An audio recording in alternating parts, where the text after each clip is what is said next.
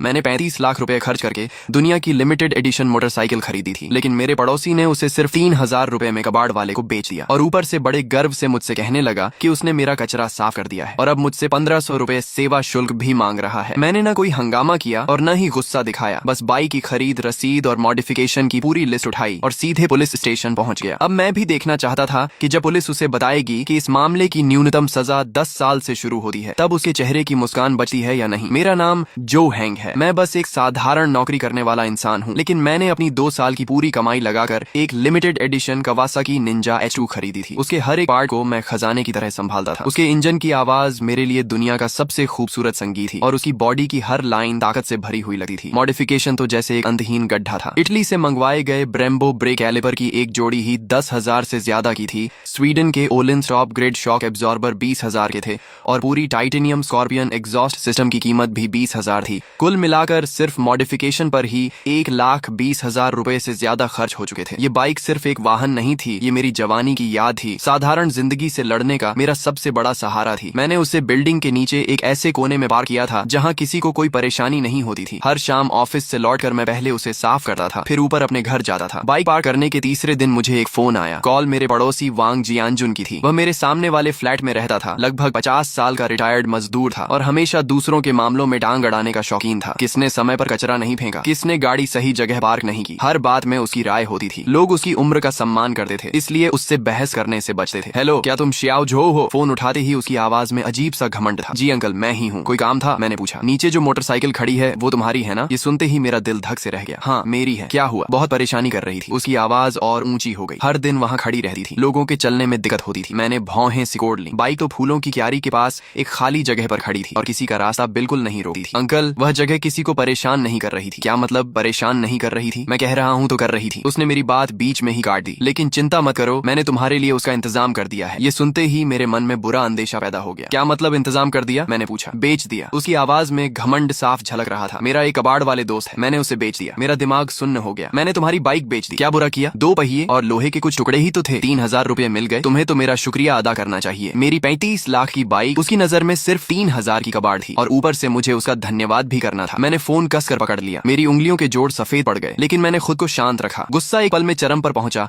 और अगले ही पल बर्फ जैसी ठंडी समझदारी में बदल गया। ऐसे लोगों पर चिल्लाना और बहस करना सबसे बेकार तरीका होता है। उसे क्या पता लिमिटेड एडिशन क्या होता है, ब्रेम्बो क्या होता है और ओलिंस क्या होता है। उसकी दुनिया में उसने मेरा कचरा साफ किया था और अच्छी कीमत पर बेचा था, इसलिए वही मेरा उपकार करने वाला था। श्याओ झो, चुप क्यों हो गए? खुशी के मारे बोलती बंद हो गई क्या? वह लगातार बोले जा रहा था। याद रखना, उन 3,000 में से आधे मेरे हैं। अगर मेरी पहचान नहीं होती तो तुम्हारी कबाड़ बाइक 1,000 में भी नहीं बिकी। मैंने आगे कुछ नहीं सुना। ठीक है अंकल, समझ गया। मैंने बिल्कुल शांत आवाज में इतना कहा और फोन काट दिया। कमरे में सन्नाटा छा गया। खिड़की से आती धूप भी आंखों में चुभ रही थी। मैं अपने स्टडी रूम में गया और दराज खोली। अंदर फाइलों का एक बड़ा ढेर रखा था। 23 लाख रुपए की खरीद रसीद, 12 लाख रुपए की मॉडिफिकेशन लिस्ट, हर आइटम का ब्रांड, मॉडल, प्राइस और परचेज डेट साफ साफ दर्ज था। मैंने सभी प्रिंटेड दस्तावेज एक साथ करीने से जमा किए। कुल 37 पन्ने थे। मैं उन फाइलों को शांत नजरों से देखता रहा। मेरी आंखें गहरे पानी की तरह स्थिर थीं। वांग जियानजुन, ये रास्ता तुमने खुद चुना है। अगर तुम्हें लगता है कि उसकी कीमत सिर्फ 3,000 है, तो अब कानून तुम्हें बताएगा कि उसकी असली कीमत कितनी है। अगले दिन मैंने ऑफिस से छुट्टी ली, फाइलों का मोटा बंडल उठाया और घर के पास वाले पुलिस स्टेशन पहुंच गया। वहां मेरी मुलाकात एक युवा पुलिस अधिकारी ली से हुई। कॉमरेड, क्या समस्या है? उन्होंने मुझे पानी का गिलास देते हुए पूछा। ऑफिसर, मैं रिपोर्ट दर्ज करवाने आया हूँ। मेरी मोटरसाइकिल चोरी हो गई है। अधिकारी ली ने सिर हिलाया और रिपोर्ट बुक निकाल ली। नाम, पहचान पत्र नंबर, मैंने सारी जानकारी दे दी। अब बताइए, बाइक कब और कहाँ से गायब हुई? कल दोपहर मेरे घर के नीचे से। कौन सा मॉडल था? कितने समय से आपके पास थी? खरीद की रसीद है? अधिकारी ली लगातार सवाल पूछते हुए नोट्स लेते जा रहे थे। उनके लिए मोटरसाइकिल या इलेक्ट्रिक स्कूटर चोरी होना एक आम मामला था। कवासाकी निंजा H2 लिमिटेड एडिशन। ओह कवासाकी, उन्होंने सिर हिलाया, लेकिन साफ था कि उन्हें इस मॉडल की असली कीमत का अंदाजा नहीं था। रसीद और बाकी सारे दस्तावेज मेरे पास हैं। मैंने हाथ में पकड़ी फाइल उनके सामने रखी। फाइल काफी मोटी थी, जिसे देखकर वे थोड़ा हैरान हुए। उन्होंने सबसे ऊपर रखी खरीद रसीद उठाई। जैसे ही उनकी नजर 23 लाख रुपए की रकम पर पड़ी, उनका हाथ अचानक रुक गया। उन्होंने सिर उठाकर मुझे दोबारा गौर से देखा। उनकी आंखों में हैरानी साफ दिखाई दे रही थी। कॉमरेड, क्या आपको यकीन है कि यह रसीद असली है? बिल्कुल। मैंने अपना पहचान पत्र और खरीद अनुबंध भी उनके सामने रख दिया। मालिक की सारी जानकारी मेरी है, आप जांच कर सकते हैं। अधिकारी ली का चेहरा गंभीर हो गया। उन्होंने फाइल उठाई और एक एक पन्ना ध्यान से पलटना शुरू कर दिया। ब्रेम्बो ब्रेक कैलिपर की कीमत 12,000 थी। ओलिंस का रियर शॉक एब्जॉर्बर 21,000 का था और स्कॉर्पियन की पूरी एग्जॉस्ट सिस्टम 33,000 की थी। जैसे जैसे अधिकारी ली पन्ने पलटे गए, उनकी गति धीमी होती गई और चेहरे का भाव भी गंभीर होता चला गया। जब वे आखिरी पन्ने तक पहुंचे और कुल रकम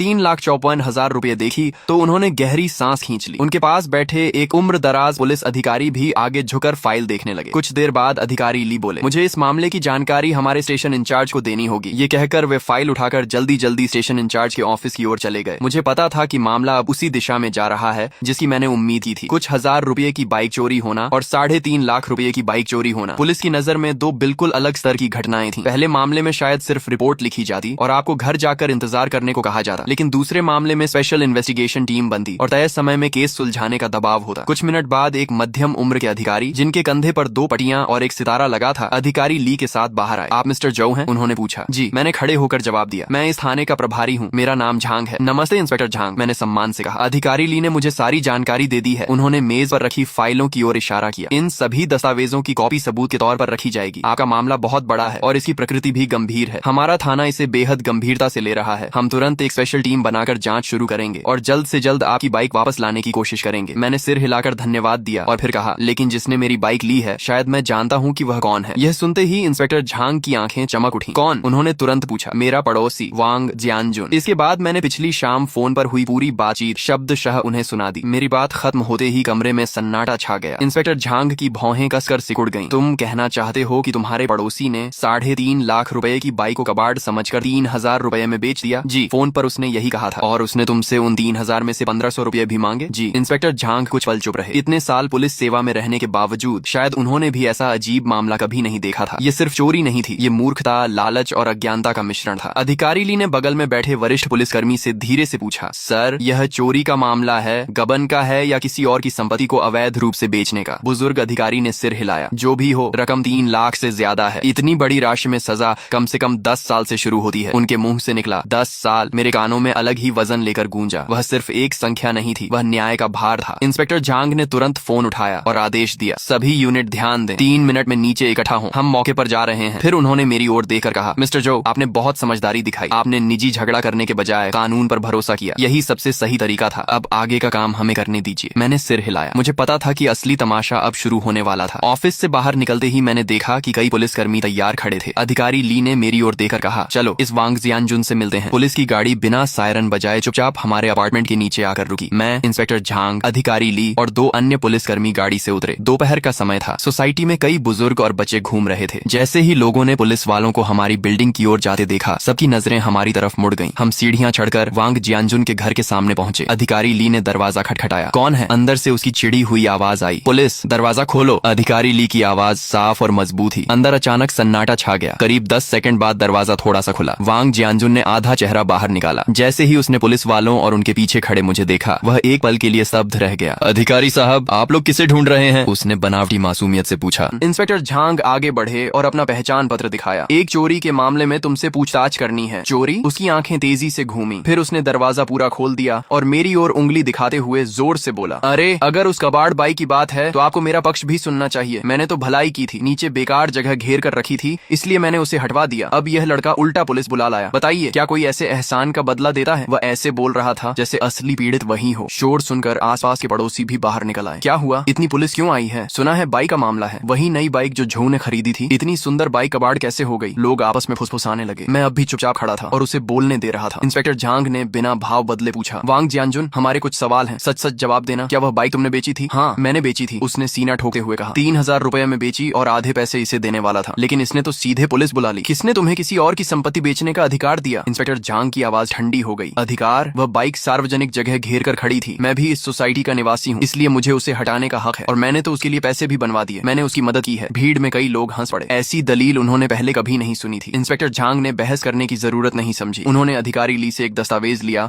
और उसके सामने खोल दिया। वांग जियानजुन, आंखें खोलकर देखो, यह बाइक मालिक जो हेंग की खरीद रसीद और मॉडिफिकेशन लिस्ट है। बाइक की मूल कीमत 2,30,000 रुपए और मॉडिफिकेशन पर 1,24,000 रुपए खर्च हुए हैं। कुल कीमत 3,54,000 रुपए है। हमारे कानून के अनुसार इतनी बड़ी रकम की चोरी पर 10 साल से लेकर उम्र कैद तक की सजा हो सकती है। इंस्पेक्टर झांग का हर शब्द हथौड़े की तरह उसके दिमाग पर गिर रहा था। वांग जियानजुन की आंखें दस्तावेज पर जमी रह गईं। उसके चेहरे का घमंड और अकड़ पल भर में गायब हो गई। उसकी आंखें फैल गईं और मुंह खुला रह गया। गले से बस टूटी फूटी आवाज निकल रही थी, नहीं, यह असंभव है। एक मोटरसाइकिल की कीमत 3 लाख से ज्यादा कैसे हो सकती है? तुम लोग झूठ बोल रहे हो, सब मिलकर मुझे फंसा रहे हो। उसकी आवाज कांप रही थी। तभी उसकी पत्नी लिछुई हुआ घर के अंदर से भागती हुई बाहर आई। क्या हुआ? क्या बात है? लेकिन जैसे ही उसने दरवाजे पर पुलिस और और बाहर जमा पड़ोसियों की भीड़ देखी, उसके चेहरे का रंग भी उड़ गया। अधिकारी साहब, जरूर कोई गलतफहमी हुई है। मेरे पति तो बहुत सीधे साधे इंसान हैं। इंस्पेक्टर झांग ने उसे ठंडी नजर से देखा। गलतफहमी? तुम्हारे पति ने अपने पड़ोसी की 3,54,000 रुपए की बाइक 3,000 में बेच दी है, इसे तुम गलतफहमी कहती हो? ये सुनते ही ली छुई हुआ की आंखें फट गई। क्या 3,54,000? उसकी चीख पूरे गलियारे में गूंज उठी। उसी पल वहां मौजूद हर व्यक्ति ने गहरी सांस खींची। सबकी नजरें मेरी ओर मुड़ गईं। पहले उनमें सहानुभूति थी, फिर हैरानी और अब सम्मान था। किसी ने कल्पना भी नहीं की थी कि नीचे खड़ी वह मोटरसाइकिल एक घर की डाउन पेमेंट जितनी कीमत रखती है। वांग जियानजुन का चेहरा पूरी तरह सफेद पड़ चुका था। वह दरवाजे का सहारा लेकर खड़ा था और ऐसा लग रहा था कि किसी भी पल गिर जाएगा। 3,54,000, 10 साल से ज्यादा की जेल, ये दो बातें उसके दिमाग में हथौड़े की तरह गूंज रही थीं और उसकी सारी हिम्मत टूट चुकी थी। तभी उसकी पत्नी ने उसका हाथ पकड़कर जोर जोर से हिलाना शुरू किया। जल्दी बताओ, बाइक किसे बेची थी? जल्दी उसे वापस लाओ। 3 लाख से ज्यादा की रकम हम कहां से भरेंगे? वांग जियानजुन के होंठ कांप रहे थे, लेकिन काफी देर तक उसके मुंह से एक शब्द भी नहीं निकला। बोलते ही अधिकारी ली आगे आए और सख्त आवाज में बोले, वांग जियानजुन, अभी और तुरंत हमें बताओ कि तुमने बाइक किसे बेची है और खरीदार कहाँ है? वांग जियानजुन की आंखों में पूरी तरह निराशा छा चुकी थी। उसने अपनी पत्नी की ओर देखा और टूटे हुए शब्दों में बोला, मैंने कबाड़ खरीदने वाले को बेच दी थी। अब वो इंसान भी नहीं मिल रहा और पैसे भी मैंने जुआ खेलकर हार दिए। ये सुनते ही ली छुई हुआ जोर से रो पड़ी। वह जमीन पर बैठ गई और हाथ पैरों के सहारे घिसटते हुए मेरी ओर आई और मेरे पैंट पकड़ ली। श्याओ झो, नहीं मिस्टर झो, कृपया हमारे साथ दया करो और मेरे पति को छोड़ दो। वह बस एक बूढ़ा और समझदार न होने वाला इंसान है, उसे कुछ नहीं पता। उसकी चीखें बेहद दर्दनाक और टूटे हुए भावों से भरी थी। उसके चेहरे पर आंसू और नाक बह रही थी और अब उसमें पहले जैसा कोई घमंड नहीं बचा था। आस पास खड़े पड़ोसी इशारे कर करके बातें कर रहे थे। सच में 3,50,000? हे भगवान, इस बार तो वांग जियानजुन फंस गया। ये फंसना नहीं है, ये तो सीधा खुद को मशीन में डालने जैसा है। ठीक ही हुआ, हमेशा छोटे फायदे उठाता था, अब सजा मिल गई। मैं नीचे देखकर ली छुई हुआ को देख रहा था। मेरे चेहरे पर कोई भाव नहीं था। दया शायद थोड़ी हो, लेकिन दया के साथ अक्सर गलत कामों की जिम्मेदारी भी जुड़ी होती है। अगर आज मेरी बाइक सिर्फ 3,000 की होती तो क्या वह लोग ऐसे ही रोते? नहीं, तब वे दोनों मिलकर मुझे ही गलत साबित करते और ऊपर से 1,500 रुपए भी खुशी खुशी रख लेते। मैंने हल्के से अपना पैर खींचा और उसके हाथ से खुद को छुड़ाया और शांत आवाज में कहा, ये बातें तुम अदालत में जाकर कहना। मेरी आवाज तेज नहीं थी, लेकिन वहां मौजूद हर इंसान तक साफ पहुंच गई। ली छुई हुआ स्तब्ध रह गई और मुझे अविश्वास से देखने लगी। शायद उसने नहीं सोचा था कि मैं इतने हालात में भी इतना ठंडा रह सकता हूँ। इंस्पेक्टर झांग ने अधिकारी ली की तरफ इशारा किया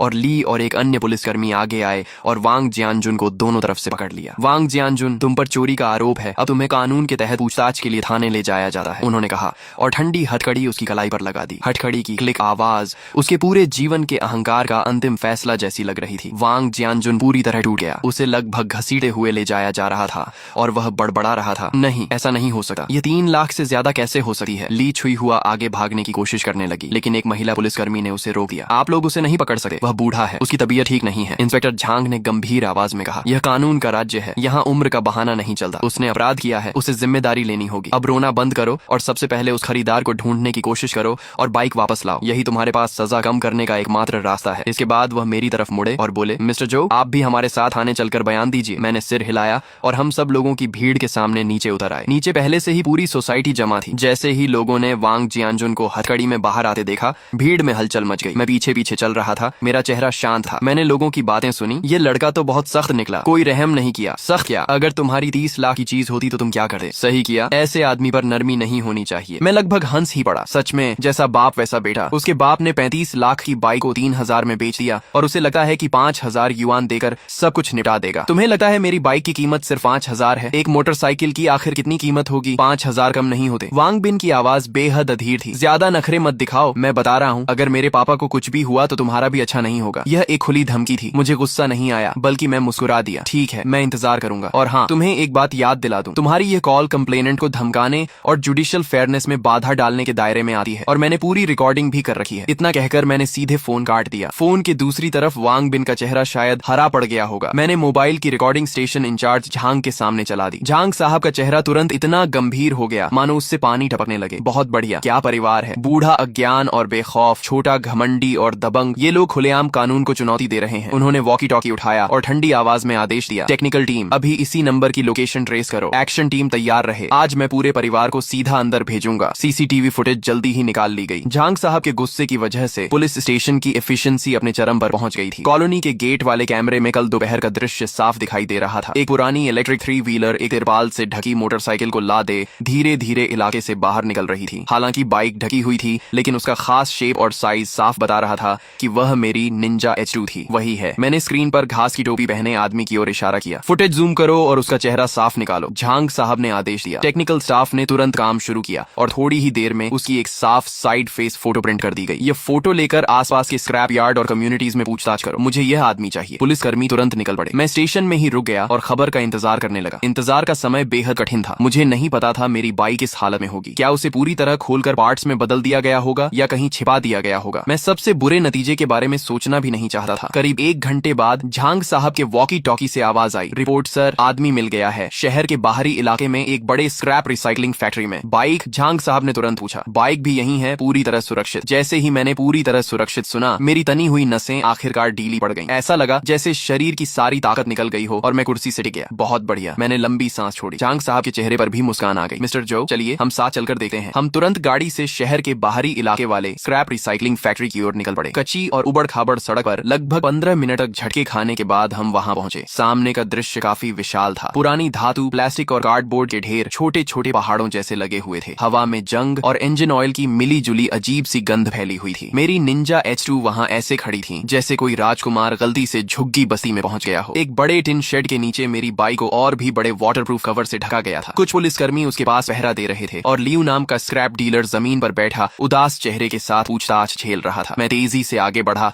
और एक झटके में कवर हटा दिया। वही परिचित कवासाकी ग्रीन रंग फिर से मेरी आंखों के सामने था। बाइक थोड़ी गंदी हो गई थी, उस पर धूल जमी हुई थी। बाएं साइड मिरर पर हल्की सी खरोंच थी। इसके अलावा सब कुछ ठीक था। Brembo brake calipers, Olin suspension और अक्रापोविच एग्जॉस्ट सब अपनी जगह मौजूद थे। मैंने हाथ बढ़ाकर बाइक की ठंडी बॉडी को हल्के से छुआ। दिल में अनगिनत भाव उमड़ पड़े। ऐसा लग रहा था जैसे कोई खोया हुआ खजाना वापस मिल गया हो। ऑफिसर ली उस समय बॉस लियू का बयान लिख रहे थे। बताओ क्या हुआ था? लियू रोने जैसा चेहरा बनाकर बोला, ऑफिसर मैं बेगुनाह हूँ। उस वांग नाम के आदमी ने कसम खाकर कहा था कि यह उसके बेटे की बेकार पड़ी टूटी फूटी बाइक है जो जगह घेर रही है और वह इसे हटवाना चाहता है। मुझे बाइक अच्छी लगी तो मैंने एक सवाल पूछ लिया। उसने कहा 3000 युआन दो और अभी ले जाओ। मुझे भी शक हुआ था। ये बाइक किसी भी तरह कबाड़ नहीं लग रही थी, लेकिन मैंने सोचा मुफ्त का मौका है, छोड़ना बेवकूफी होगी, इसलिए मैंने उसे 3000 दिए और बाइक ले आया। ऑफिसर ली ने ठंडी आवाज में कहा, यह साफ साफ स्टोलन प्रॉपर्टी खरीदने का मामला है। तुम जानते थे कि सामान की ओरिजिन संदिग्ध है, फिर भी सस्ते में खरीद लिया। लियू ने जल्दी से सफाई दी। मेरा ऐसा इरादा नहीं था। बाइक लाने के बाद मुझे भी लगने लगा कुछ गड़बड़ है। ये बाइक बहुत नई थी, इसके पार्ट्स में पहचान भी नहीं पा रहा था, लेकिन महसूस हो रहा था कि ये बेहद महंगे हैं। मैं एक स्क्रैप कलेक्टर हूँ, ऐसी चीज खोलने की हिम्मत कैसे करता। मैंने बस सोचा था पहले इसे छिपा देता हूँ, फिर मामला शांत होने पर किसी बाइक एक्सपर्ट से पूछूंगा और अच्छी कीमत पर बेचने की कोशिश करूंगा। मैं कसम खाता हूँ मैंने इंजन तक स्टार्ट नहीं किया। उसकी बातों ने दूसरी तरफ से मेरी बाइक की वैल्यू साबित कर दी। एक स्क्रैप कलेक्टर तक समझ गया था कि यह कोई साधारण बाइक नहीं है। सिर्फ वांग जियानजुन जैसा अज्ञानी और घमंडी इंसान ही इसे कबाड़ समझ सकता था। झांग साहब मेरे पास आए और मेरे कंधे पर हाथ रखा। मिस्टर जो, हमने अपना वादा निभा दिया, आपकी बाइक वापस मिल गई। धन्यवाद झांग साहब, और सभी ऑफिसर्स का भी बहुत बहुत धन्यवाद। मैंने दिल से उनका धन्यवाद किया। यह तो हमारा कर्तव्य है, झांग साहब ने कहा। अब यह बाइक केस से जुड़ा सबूत है, इसलिए फिलहाल हमारी कस्टडी में रहेगी। जब केस की सुनवाई पूरी हो जाएगी तब इसे आपको वापस सौंप दिया जाएगा। मैंने समझदारी से सिर हिलाया। इसके अलावा नुकसान सिर्फ खरोंच तक सीमित नहीं है। यह एक लिमिटेड एडिशन बाइक है। किसी भी गैर आधिकारिक तरीके से इसे हिलाने या स्टोर करने से इसकी पेंट सरफेस, इलेक्ट्रिकल सिस्टम और परफॉर्मेंस पर संभावित असर पड़ सकता है। इन सबकी प्रोफेशनल इंस्पेक्शन और असेसमेंट होनी चाहिए। मेरी बात सुनकर झांग साहब एक पल के लिए चौंके, फिर सिर हिलाया। तुम सही कह रहे हो, हम तुम्हारी राय पूरी तरह अप्रेजल एजेंसी तक पहुंचाएंगे। अब मामला लगभग खत्म हो चुका था। चोरी का सामान भी मिल गया था और आरोपी भी पकड़ लिए गए थे। वांग जियानजुन पर चोरी का आरोप लगभग तय हो चुका था। जहां तक बॉस लियू की बात ही, वह चोरी का सामान खरीदने के अपराध से नहीं बच सकता था, लेकिन क्योंकि उसने पूरा सहयोग किया था और बाइक भी सुरक्षित थी, इसलिए संभवतः उसे हल्की सजा मिलेगी। इसी दौरान दूसरी टीम के पुलिसकर्मियों से भी खबर आई। वांग जियानजुन का बेटा वांग बिन उसकी अपनी कंपनी में मिल गया था और उसे भी पुलिस स्टेशन लाया जा चुका था। झांग साहब ने मेरी तरफ देकर मुस्कुराते हुए कहा, मिस्टर जो, आज स्टेशन में काफी हलचल होने वाली है, चलिए वापस चलते हैं और देखते हैं कि उस लड़के के पास अब क्या कहने को बचा है। हम स्टेशन लौटे। अंदर प्रवेश करते ही मैंने देखा कि एक सूट पहना हुआ, बालों में चमकदार तेल लगाए एक युवा आदमी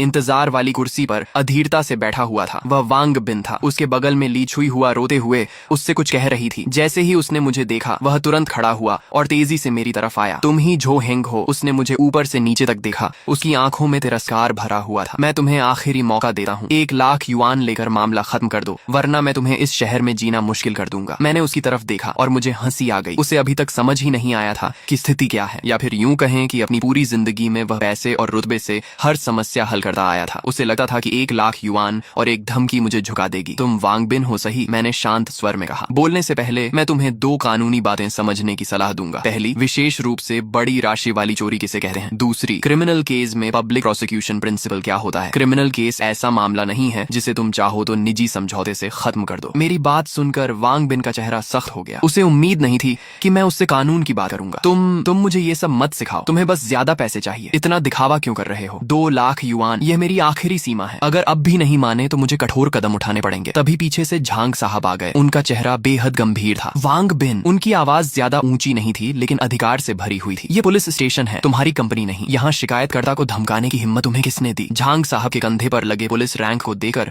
वांग बिन की अकड़ तुरंत आधी रह गई। मैंने उन्हें धमकाया नहीं, मैं तो बस समझौता करना चाहता था। समझौता? झांग साहब ने ठंडी हंसी हंसते हुए कहा, तुम्हारे पिता ने 35 लाख युआन की चीज चुराई और तुम 2 लाख युआन देकर समझौता करना चाहते हो। काफी समझदार हिसाब लगाते हो। और फोन पर मिस्टर जो को धमकाने वाली रिकॉर्डिंग भी हमारे पास मौजूद है। जुडिशियल फेयरनेस में बाधा डालने और मलिशियस डेफेमेशन का एक और आरोप जोड़ लो। लगता है तुम अपने पिता का साथ देने जेल जाना चाहते हो। झांग साहब की हर बात वांग बिन के दिल पर हथौड़े की तरह पड़ रही थी। उसके माथे पर ठंडा पसीना आ गया। आखिरकार उसे समझ में आया कि यह कोई छोटी मोटी परेशानी नहीं थी जैसी वह पहले संभालता आया था। उसके बगल में बैठी ली छुई हुआ तो डर के मारे रोना भी भूल चुकी थी और सिर्फ कांप रही थी। ऑफिसर, गलतफहमी है, सब गलतफहमी है। वांग बिन का स्वर अचानक नरम हो गया। उसने चेहरे पर जबरदस्ती मुस्कान लाने की कोशिश की जो रोने से भी ज्यादा बदसूरत लग रही थी। मैं अभी बिजनेस ट्रिप से लौटा हूँ, मुझे पूरी बात पता नहीं थी। गुस्से में गलती हो गई, कृपया बुरा मत मानिए। मेरे पिताजी ने जानबूझकर ऐसा नहीं किया, बस उम्र के कारण उनका दिमाग ठीक से काम नहीं कर रहा था। लेकिन झांग साहब उसकी बातों में आने वाले नहीं थे। जानबूझकर किया या नहीं, इसका फैसला कानून करेगा। अभी वांग जियानजुन पर चोरी का आरोप है, लियू पर चोरी का सामान खरीदने का और तुम पर जुडिशियल फेयरनेस में बाधा डालने का। तुम सबकी जांच होगी। ऑफिसर ली,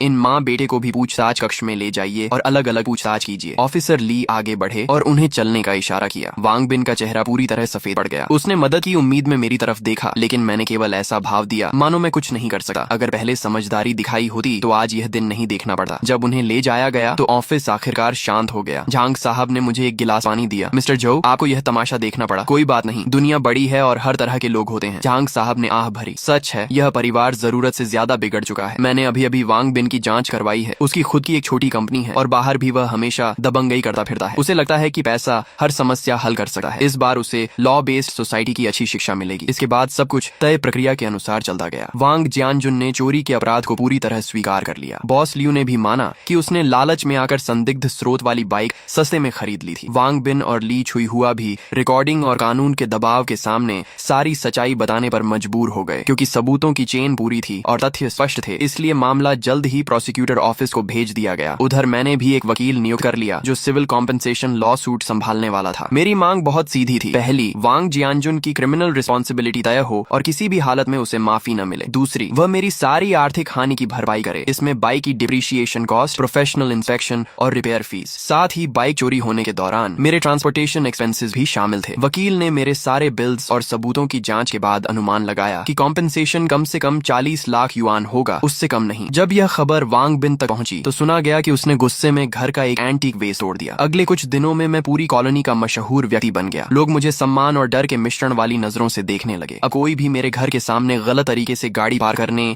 या सीढ़ियों में कचरा फेंकने की हिम्मत नहीं करता था। पूरी कॉलोनी का माहौल जैसे अचानक सुधर गया था। दूसरी तरफ वांग जियानजुन का परिवार सबकी नजरों में गिर चुका था। वे तरह तरह के तरीके अपनाने लगे। पहले रिश्तेदारों और दोस्तों के जरिए मुझसे सिफारिश करवाने की कोशिश की, लेकिन मैं किसी से नहीं मिला। बाद में वांग बिन ने पैसे से मामला खत्म करने की कोशिश की। उसने कॉम्पेंसेशन की रकम 20 लाख से बढ़ाकर 30 लाख और फिर 35 लाख तक कर दी, लेकिन मैंने अपने वकील से हर बार साफ इनकार करवा दिया। ये पैसे का मामला नहीं था बल्कि सिद्धांत का था। कुछ लोगों को एक बार इतनी जोर से चोट पहुंचानी पड़ती है कि वे जिंदगी भर सम्मान करना सीख जाएं। जब उन्हें लगा कि कोई रास्ता नहीं बचा है तो ली छुई हुआ हर किसी के सामने रो रो कर कहने लगी कि मैं निर्दयी हूँ और उनके पूरे परिवार को बर्बाद करना चाहता हूँ। कुछ ऐसे बुजुर्ग जो सच्चाई नहीं जानते थे या हमेशा बीच बचाव करना चाहते थे, वे भी मेरी आलोचना करने लगे। मॉरल किडनैपिंग हमेशा कुछ लोगों का सबसे सस्ता हथियार होता है, लेकिन मैंने किसी से बहस नहीं की। मैंने चुपचाप एक दस्तावेज प्रिंट किया और बिल्डिंग के नोटिस बोर्ड पर चिपका दिया। वह प्रोसिक्यूटर ऑफिस द्वारा जारी किया गया वांग जियानजुन का अरेस्ट अप्रूवल नोटिस था। उसके नीचे मैंने अपने हाथ से एक पंक्ति लिखी थी, अज्ञानता अपराध से बचने का बहाना नहीं है, कानून के सामने सभी बराबर हैं। नोटिस बोर्ड के सामने मेरी वह घोषणा। उस अरेस्ट अप्रूवल नोटिस की फोटोकॉपी किसी भी बहस या सफाई से कहीं ज्यादा ताकतवर साबित हुई। जो पड़ोसी पहले मुझे बड़ा दिल रखने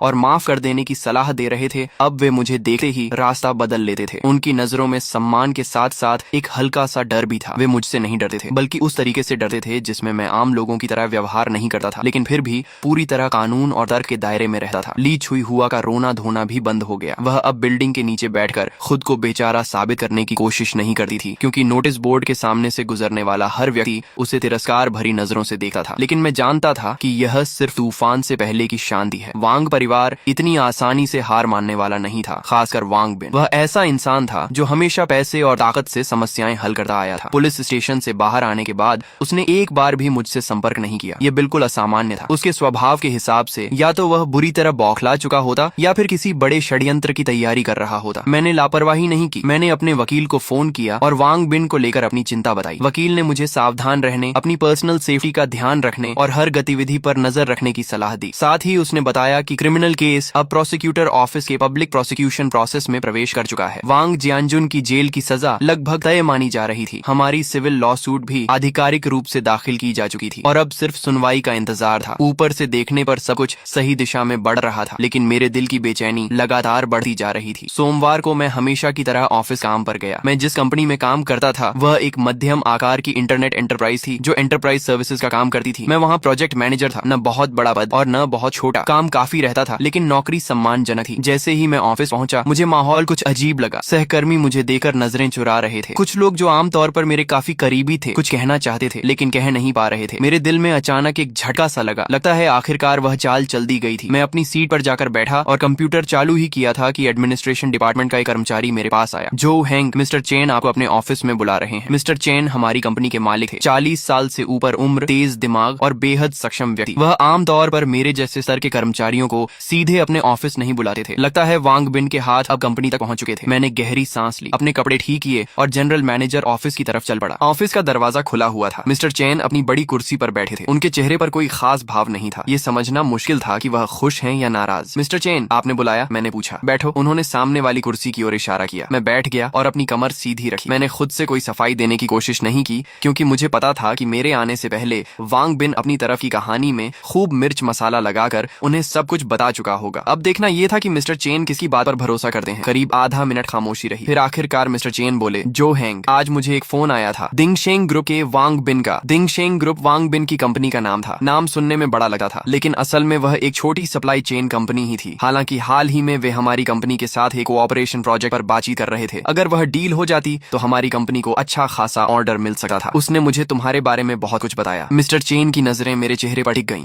जैसे वह मेरी प्रतिक्रिया पढ़ना चाहते हो। उसका कहना है कि तुम एक बुजुर्ग पड़ोसी को जेल भिजवाने पर तुले हुए हो। उसने यह भी कहा कि तुम ब्लैकमेल कर रहे हो और 40 लाख युआन का कॉम्पेंसेशन मांग रहे हो। उसका दावा है कि तुम्हारा कैरेक्टर प्रॉब्लमैटिक है और तुम्हें कंपनी में रखना हमारे लिए रिस्क हो सकता है। उन्होंने वांग बिन की बातों को शांत स्वर में दोहराया, लेकिन मैं महसूस कर सकता था कि इस शांति के पीछे एक निर्णय लेने वाले व्यक्ति की गहरी जांच छिपी हुई थी। शायद मेरी नौकरी का भविष्य इसी बातचीत पर निर्भर था। मैंने तुरंत विरोध नहीं किया। जब वह बोल चुके तब मैंने धीरे से कहा, मिस्टर चेन, क्या उसने आपको बताया कि मेरे उस पड़ोसी ने मेरे साथ क्या किया था? मिस्टर चेन ने सिर हिलाया। नहीं, उसने बस इतना कहा कि यह एक मामूली पड़ोसी विवाद था। मैं मुस्कुरा दिया। मेरे पास एक मोटरसाइकिल है जिसे मैंने 35 लाख युआन में खरीदा था। मेरे पड़ोसी ने मेरी गैर मौजूदगी में उसे कबाड़ समझकर सिर्फ 3000 युआन में बेच दिया। फिर उसने मुझे फोन करके कहा कि वह मुझे 1500 युआन हिस्सा देने को तैयार है। उसके बाद उसका बेटा यानी वांग बिन मुझे फोन पर धमकाने लगा कि मैं 5 लाख युआन लेकर मामला खत्म कर दूं। जब मैंने मना कर दिया तो वह पुलिस स्टेशन तक आ गया और पुलिस वालों के सामने मुझे धमकाने लगा कि वह मुझे इस शहर में जीने नहीं देगा। क्या उसने आपको यह सब बताया? मेरी हर बात के साथ मिस्टर चेन की भौहें और सिकुड़ती गईं। जब मैं बोल चुका तो उनका चेहरा काफी गंभीर हो चुका था। मैंने अपना ब्रीफकेस खोला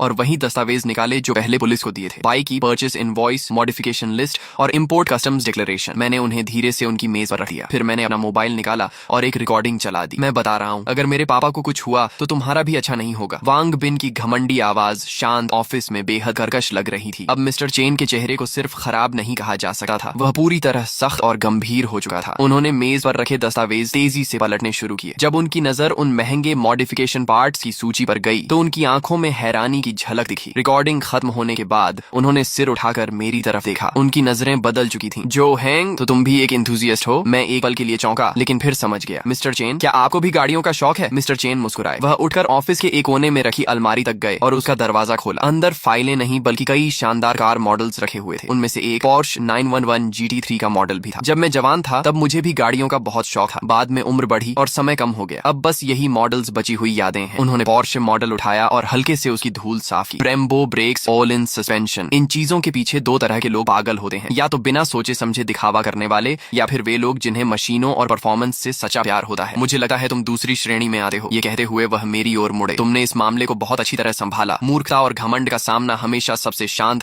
और सबसे तेज हथियार से करना चाहिए, ताकि सामने वाले को जिंदगी भर याद रहने वाला सबक मिले। हमारी कंपनी को तुम्हारे जैसे प्रिंसिपल वाले, रूल्स मानने वाले और लॉजिकल सोच रखने वाले कर्मचारियों की जरूरत है, न कि वांग बिन जैसे घमंडी और कानून को न मानने वाले बेवकूफों की। मेरे दिल पर रखा भारी पत्थर आखिरकार हट गया। मैंने सही अंदाजा लगाया था। मिस्टर चेन ऐसे इंसान थे जो खुद सोचते थे और तथ्यों के आधार पर फैसला लेते थे। जहां तक दिंगशेंग ग्रुप के साथ कोऑपरेशन प्रोजेक्ट की बात है, मिस्टर चेन वापस अपनी कुर्सी पर बैठे। उन्होंने मेज पर रखा फोन उठाया और इंटरनल लाइन मिलाई। दिंगशेंग ग्रुप के साथ चल रही कोऑपरेशन नेगोशिएशन तुरंत समाप्त की जाती है। कारण यह है कि मैं ऐसी कंपनी के साथ काम नहीं कर सकता जो बिजनेस कोऑपरेशन का इस्तेमाल हमारी कंपनी के इंटरनल अफेयर्स में हस्तक्षेप करने और हमारे कर्मचारियों को धमकाने के लिए करती हो। मुझे डर है कि भविष्य में वे हमारी कंपनी को भी इसी तरह दबाव में लेने की कोशिश करेंगे। उन्होंने फोन रख दिया और मेरी तरफ देखकर संतोष भरी मुस्कान दी। जो हैंग, तुम्हारी वजह से मुझे एक महत्वपूर्ण बात समझ में आई। तुमने समय रहते कंपनी के लिए एक बड़ा खतरा भी टाल दिया। जब मैं उनके ऑफिस से बाहर निकला तो मुझे लगा जैसे बाहर की धूप भी पहले से ज्यादा चमकदार हो गई हो। रास्ते में कुछ सहकर्मी मिले। उनके चेहरों पर पहले जो चिंता और सहानुभूति थी वह अब जिज्ञासा और सम्मान में बदल चुकी थी। स्पष्ट था कि दिंगशेंग ग्रुप के साथ डील कैंसिल होने की खबर कंपनी में फैल चुकी थी। मैंने ज्यादा कुछ नहीं कहा, बस हल्की मुस्कान के साथ सिर हिलाया और अपनी सीट पर वापस आकर बैठ गया। मुझे पता था कि वांग बिन की मेरी करियर में रुकावट डालने की कोशिश पूरी तरह नाकाम हो चुकी थी। सिर्फ नाकाम ही नहीं, उसने खुद अपने पैरों पर कुल्हाड़ी मार ली थी। उस जैसी छोटी कंपनी के लिए हमारी कंपनी एक बहुत महत्वपूर्ण पोटेंशियल क्लाइंट थी। यह कॉन्ट्रैक्ट खोना उसके लिए निश्चित रूप से भारी नुकसान था। उसी शाम मेरे वकील का फोन आया। मिस्टर जो, आपको एक अच्छी खबर दूं, आपकी बाइक की डैमेज असेसमेंट रिपोर्ट आ गई है और नतीजे हमारी उम्मीद से भी बेहतर हैं। उनकी आवाज में उत्साह साफ झलक रहा था। कैसे? मैंने पूछा। असेसमेंट एजेंसी ने बहुत प्रोफेशनल काम किया है। उन्होंने सिर्फ साइड मिरर की स्क्रैच रिपेयर कॉस्ट का ही आकलन नहीं किया, बल्कि हमारे उस तर्क को भी स्वीकार किया है कि लिमिटेड एडिशन व्हीकल को गैर आधिकारिक तरीके से हिलाने और स्टोर करने से संभावित नुकसान हो सकता है। रिपोर्ट में कहा गया है कि बाइक को गैर पेशेवर लोगों द्वारा गैर पेशेवर उपकरणों से ट्रांसपोर्ट किया गया और खराब माहौल में रखा गया, जिससे उसकी पेंट सरफेस पर कई सूक्ष्म स्क्रैचेस आई हैं जो सामान्य आंखों से दिखाई नहीं देती। साथ ही उसके प्रिसीजन इलेक्ट्रॉनिक सिस्टम्स में नमी और धूल जमा होने का भी जोखिम पैदा हुआ है। रिपोर्ट में पूरे वाहन की highest standard deep cleaning, maintenance और सिस्टम इंस्पेक्शन की सिफारिश की गई है। इन सभी खर्चों को जोड़ने पर डायरेक्ट इकोनॉमिक लॉस 48,000 युआन आंका गया है। उन्होंने थोड़ी देर रुकर आगे कहा, और यह तो सिर्फ शुरुआत है, इसमें वह हिडन लॉस शामिल नहीं है जो बाइक की चोरी की घटना के कारण सेकंड हैंड मार्केट वैल्यू में कमी के रूप में हुआ है। इस पर भी एक्सपर्ट्स ने ओपिनियन दिया है और अनुमान लगाया है कि बाइक की कीमत में 10% से 15% तक की गिरावट आई है। यानी सिर्फ वाहन के नुकसान के आधार पर ही हम कम से कम 80,000 युआन से अधिक कॉम्पेंसेशन क्लेम कर सकते हैं। मैं उनकी बात सुनते हुए मन ही मन उनकी प्रोफेशनलिज्म की और भी ज्यादा इज्जत करने लगा। वास्तव में प्रोफेशनल काम हमेशा प्रोफेशनल्स को ही सौंपना चाहिए, लेकिन वकील अभी रुके नहीं। और यह सबसे महत्वपूर्ण बात भी नहीं है। सबसे महत्वपूर्ण यह है कि यह रिपोर्ट क्रिमिनल केस की सेंटेंसिंग बेसिस के रूप में प्रोसिक्यूटर ऑफिस को भेजी जाएगी। पहले क्योंकि बाइक बरामद हो गई थी, इसीलिए कोर्ट सजा तय करते समय कुछ नरमी बरत सकता था, लेकिन अब जब यह साबित हो गया है कि इस घटना ने गंभीर परिणाम पैदा किए हैं, तो वांग जियानजुन का अपराध और मजबूत हो गया है। मुझे लगता है कि 10 साल से ज्यादा की सजा से वह बच नहीं पाएगा। फोन कटने के बाद मेरे मन में मिश्रित भावनाएं थीं। मैं कोई क्रूर इंसान नहीं था और न ही किसी को बर्बाद करने में मुझे आनंद आता था, लेकिन जिस क्षण वांग जियानजुन ने मेरी बाइक बेच दी थी, उसी क्षण उसने अपने लिए सबसे गंभीर परिणाम तय कर लिए थे। अज्ञानता और मूर्खता कभी भी अपराध से बचने का बहाना नहीं बन सकती। अगले कुछ दिनों तक वांग बिन पूरी तरह गायब रहा। मुझे खबर मिली कि दिंगशेंग ग्रुप की कैश फ्लो चेन में कुछ समस्याएं आने लगी हैं। मिस्टर चेन अपने बिजनेस सर्कल में काफी प्रभावशाली व्यक्ति थे। उन्होंने खुलकर कह दिया था कि वांग बिन का कैरेक्टर खराब है और उसके काम करने का कोई बॉटम लाइन नहीं है। नतीजतन कई कंपनियां जो पहले उसके साथ काम करने पर विचार कर रही थीं, अब रिस्क असेसमेंट दोबारा करने लगी थीं। बटरफ्लाई इफेक्ट धीरे धीरे सामने आने लगा था। शायद वांग बिन इस समय इतनी समस्याओं में घिर चुका था कि मेरे पीछे पड़ने का समय ही नहीं बचा था। उधर ली छुई हुआ ने भी मानो किस्मत के आगे हार मान ली थी। वह न तो फिर कभी दिखाई दी और न ही किसी को सिफारिश के लिए भेजा। दुनिया का नियम ही यही है, जब आप पर्याप्त दृढ़ता और सिद्धांत दिखाते हैं तो परेशान करने वाले लोग अपने आप दूर हो जाते हैं। सिविल लॉ सूट की सुनवाई 1 महीने बाद तय हुई, जबकि वांग जियानजुन का क्रिमिनल ट्रायल उससे पहले शुरू हो गया। सुनवाई वाले दिन मैं विक्टिम के रूप में कोर्ट में मौजूद था। वहां मैंने एक बार फिर वांग जियानजुन को देखा। सिर्फ 1 महीने के भीतर वह जैसे 10 साल बूढ़ा हो गया था। उसके आधे से ज्यादा बाल सफेद हो चुके थे, पीठ झुक गई थी और उसकी आंखों में डर और निराशा साफ दिखाई दे रही थी। जब प्रोसिक्यूटर ने इंडाइटमेंट पढ़ना शुरू किया और विस्तार से बताया कि उसने मेरी मोटरसाइकिल को कैसे अवैध रूप से बेचा और कैसे उसे गंभीर नुकसान पहुंचाया, तो उसका पूरा शरीर कांपने लगा। जब मेरे वकील ने 35 लाख युआन की परचेस इनवॉइस और लगभग 50,000 युआन की डैमेज रिपोर्ट सबूत के रूप में पेश की, तो कोर्ट रूम में बैठे लोगों ने हैरानी से सांस खींच ली। वांग जियानजुन का डिफेंस लॉयर यह साबित करने की कोशिश कर रहा था कि उसके पास चोरी करने की सब्जेक्टिव इंटेंट नहीं थी और यह सिर्फ अज्ञानता में हुई गलती थी, लेकिन लोहे जैसे मजबूत सबूतों के सामने ये दलीलें बेहद कमजोर लग रही थीं। फिर जज ने पूछा, प्रतिवादी, क्या आपको अपने किए पर पछतावा है? वांग जियानजुन ने सिर उठाकर मेरी तरफ देखा। उसकी धुंधली आंखें कांप रही थीं। मैं गलत था, मैं सचमुच गलत था। मुझे आपकी बाइक को हाथ नहीं लगाना चाहिए था। मुझे थोड़े से पैसे के लालच में नहीं पड़ना चाहिए था। उसकी आवाज भर्रा गई थी। यह पहली बार था जब मैंने उसके चेहरे पर सच्चा पछतावा देखा, लेकिन अब बहुत देर हो चुकी थी। कोर्ट कोई सब्जी मंडी नहीं होती और न्याय कोई ऐसी चीज नहीं होती जिस पर मोल भाव किया जा सके। फाइनल स्टेटमेंट के समय मैंने बोलने से इनकार कर दिया क्योंकि मुझे लगा अब कुछ कहने की जरूरत नहीं है। तथ्य खुद सब कुछ बता चुके थे। फिर जज ने फैसला सुनाया। प्रतिवादी वांग जियानजुन चोरी के अपराध का दोषी पाया जाता है। अपराध की राशि अत्यंत बड़ी है और इसके गंभीर परिणाम हुए हैं। तथ्य स्पष्ट हैं और सबूत पर्याप्त हैं। अपराध की परिस्थितियों तथा पश्चाताप को ध्यान में रखते हुए उसे 11 वर्ष के फिक्स टर्म इम्प्रिजनमेंट, 3 वर्ष के पॉलिटिकल राइट्स डिप्रीवेशन और 50,000 युआन के फाइन की सजा दी जाती है। फैसला सुनते ही वांग जियानजुन की आंखें पलट गईं और वह सीधे प्रतिवादी की सीट पर ढह गया। दर्शक दीर्घा के कोने से ली छुई हुआ की दिल दहला देने वाली चीख सुनाई दी। मैं शांतिपूर्वक खड़ा हुआ, पीछे मुड़कर नहीं देखा और कोर्ट रूम से बाहर निकल गया। बाहर आसमान बेहद नीला था। मैं जानता था कि वांग जियानजुन का फैसला अब समाप्त हो चुका है, लेकिन वांग बिन और उसके पूरे परिवार की असली परीक्षा अभी शुरू हुई थी। सिविल कॉम्पेंसेशन के 40 लाख युआन अभी भी उनके सिर पर बाकी थे। फैसले के बाद वांग परिवार की दुनिया पूरी तरह बिखर गई। 11 साल की जेल किसी 50 वर्ष से अधिक उम्र के व्यक्ति के लिए क्या मायने रखती है, यह बताने की जरूरत नहीं थी। सुना कि ली छुई हुआ गंभीर रूप से बीमार पड़ गई और आधे महीने से ज्यादा अस्पताल में रही। उधर वांग बिन के सामने और भी बड़ी समस्या खड़ी हो गई। उसके पिता पर 50,000 युआन का फाइन लगाया गया था और मेरी 400,000 युआन की सिविल कॉम्पेंसेशन केस भी समय पर सुनवाई के लिए पहुंच गई। कोर्ट में वांग बिन के वकील ने कॉम्पेंसेशन अमाउंट कम करवाने की पूरी कोशिश की। उन्होंने वाहन को नुकसान पहुंचने की बात तो मानी, लेकिन कॉम्पेंसेशन की रकम पर आपत्ति जताई। उनका कहना था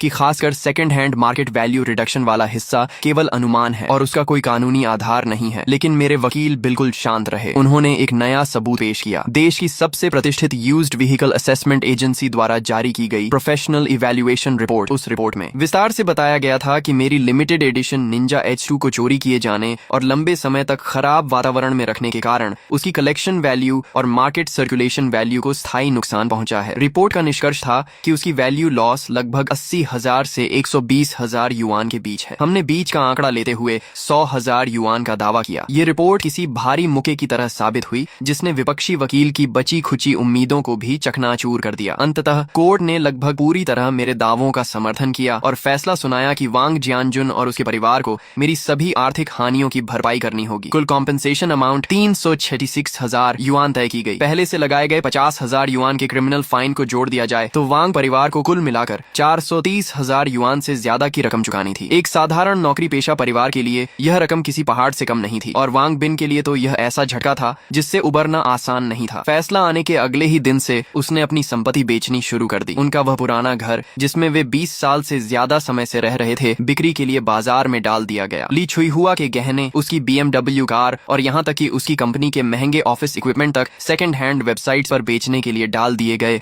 फिर भी इतनी बड़ी रकम जुटाने में उसकी कमर टूट गई। दिंगशेंग ग्रुप पहले ही हमारी कंपनी का ऑर्डर खोने के बाद मुश्किल में था। अब मालिक खुद मुकदमों में घिरा हुआ था और कंपनी की पूंजी भी लगभग खत्म हो चुकी थी। जल्द ही कंपनी की हालत इतनी खराब हो गई कि उसका संचालन मुश्किल हो गया। जब दीवार गिरती है तो हर कोई धक्का देने आ जाता है। जिन कंपेटिटर्स को उसने पहले परेशान किया था और जिन सप्लायर्स के पैसे उसने रोक रखे थे, वे सभी एक एक करके उसके पीछे पड़ गए। 2 महीने भी नहीं बीते थे कि दिंगशेंग ग्रुप ने आधिकारिक रूप से बैंक्रप्सी लिक्विडेशन की घोषणा कर दी। जो वांग बिन कभी सबकी नजरों में सफल प्रेसिडेंट वांग था, वह अब लोगों की नजरों में एक बदनाम डिफॉल्टर बन चुका था। इस दौरान उसने एक बार अपने वकील के माध्यम से मुझसे संपर्क किया। उसने अनुरोध किया कि मैं उसे कुछ अतिरिक्त समय दे दूं ताकि वह कॉम्पेंसेशन अमाउंट किस्तों में चुका सके। मैंने उसकी बात मान ली, लेकिन एक शर्त रखी। मैंने कहा कि उसे एक पब्लिक अपॉलॉजी लेटर लिखना होगा जिसमें वह पूरी सच्चाई बताए। उसके पिता की लालच और अज्ञानता, उसकी अपनी घमंड भरी हरकतें, मुझे धमकाने की कोशिश और जुडिशियल फेयरनेस में हस्तक्षेप करने के प्रयास, सब कुछ बिना छिपाए विस्तार से लिखना होगा और फिर उस माफीनामे को कॉलोनी के नोटिस बोर्ड पर पूरे 1 महीने तक लगाकर रखना होगा। वांग बिन काफी देर तक चुप रहा, लेकिन आखिरकार उसने यह शर्त मान ली क्योंकि उसके पास कोई दूसरा विकल्प नहीं था। कुछ दिनों बाद नोटिस बोर्ड पर लगी लाल रंग की अरेस्ट नोटिस के बगल में एक नई सफेद शीट दिखाई दी। वह वांग बिन का अपॉलॉजी लेटर था। उस पत्र के शब्द पश्चाताप और विनम्रता से भरे हुए थे। उसकी पंक्तियों में उस पुराने घमंडी वांग बिन की कोई झलक नहीं बची थी। कॉलोनी के लोग रोज वहाँ से गुजरते समय रुक कर उसे पढ़ते और फिर एक लंबी सांस भरते। ये किसी भी भाषण या सीख से कहीं ज्यादा प्रभावशाली चेतावनी थी। उसने सभी को एक बात सिखा दी, कभी किसी की सीमा लांघने की कोशिश मत करो और कानून की गरिमा को चुनौती देने की भूल मत करो, क्योंकि तुम कभी नहीं जानते कि तुम्हारे सामने दिखने वाला यह बिल्कुल साधारण सा पड़ोसी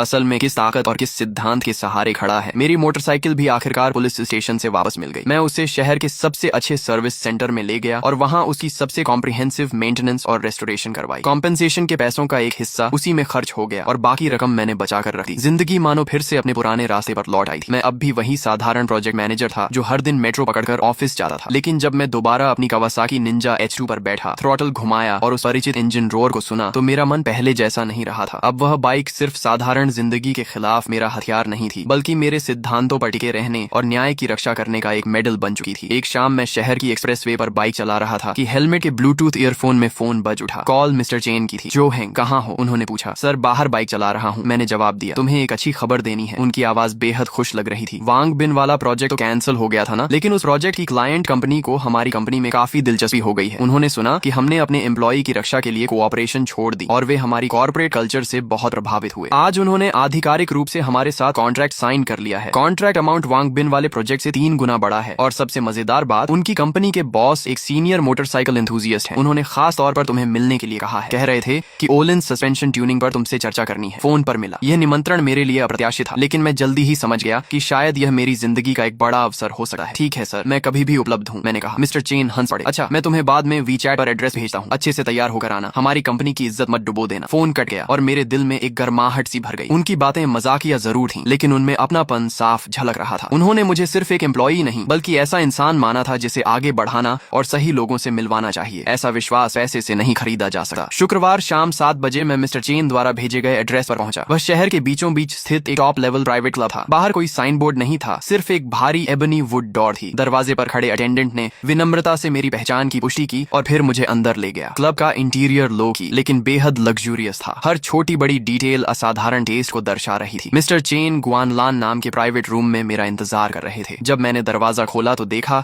कि वह लगभग 50 वर्ष के एक सज्जन व्यक्ति के साथ बड़ी खुशी से बातचीत कर रहे थे। उस व्यक्ति ने एक सलीकेदार चाइनीज ट्रेडिशनल जैकेट पहन रखी थी। उसका व्यवहार शालीन था, आंखें गहरी थीं और उसकी हर हरकत में एक सफल नेता की स्थिरता दिखाई देती थी। स्पष्ट था कि वही क्लाइंट कंपनी के चेयरमैन थे, मिस्टर चेन। मैंने आगे बढ़कर अभिवादन किया। ओह, जो हैंग आ गए। मिस्टर चेन तुरंत उठे और मुस्कुराते हुए बोले, आइए आपकी मुलाकात करवाता हूँ। ये हैं होंगयुएन टेक्नोलॉजी के चेयरमैन मिस्टर ली वेहान। और ली सर, यही हैं हमारी कंपनी के प्रोजेक्ट मैनेजर जो हैंग, जिनके बारे में मैंने आपको बताया था। नमस्ते ली सर, मैंने बिना झिझक हाथ बढ़ाया। तो तुम जो हैंग हो? ली वेहान मुस्कुराए और मजबूती से हाथ मिलाया। उनकी हथेली चौड़ी और ताकतवर थी। उनकी नजरों में उत्सुकता और प्रशंसा दोनों थी। तुम्हारे बारे में मिस्टर चेन ने सब बताया है। तुमने हालात को बहुत समझदारी से संभाला, हिम्मत भी है और दिमाग भी। तुम बड़े काम करने की क्षमता रखते हो। यह तारीफ पूरी तरह दिल से निकली हुई लग रही थी। आप ज्यादा तारीफ कर रहे हैं, मैंने विनम्रता से कहा। मैंने सिर्फ वही किया जो मुझे सही लगा। बहुत बढ़िया। ली वेहान जोर से हंसे। आजकल सही काम करते रहना ही अपने आप में एक दुर्लभ गुण है। आओ बैठकर आराम से बात करते हैं। डिनर का माहौल मेरी उम्मीद से कहीं ज्यादा सहज था। हमने बिजनेस की ज्यादा बात नहीं की। ली वेहान और मिस्टर चेन दोनों ने बड़ी स्वाभाविकता से बातचीत को हमारे साझा शौक यानी मोटरसाइकिल्स की ओर मोड़ दिया। सुना है तुम्हारे पास निंजा H2 है? ली वेहान ने पूछा। जी हाँ, मैंने जवाब दिया। उनकी आंखें चमक उठी। वह तो कमाल की मशीन है। भाई लोग, आज के लिए बस इतना ही। अगर इस वीडियो पर अच्छा रिस्पॉन्स आया और आप लोगों ने भरपूर सपोर्ट दिखाया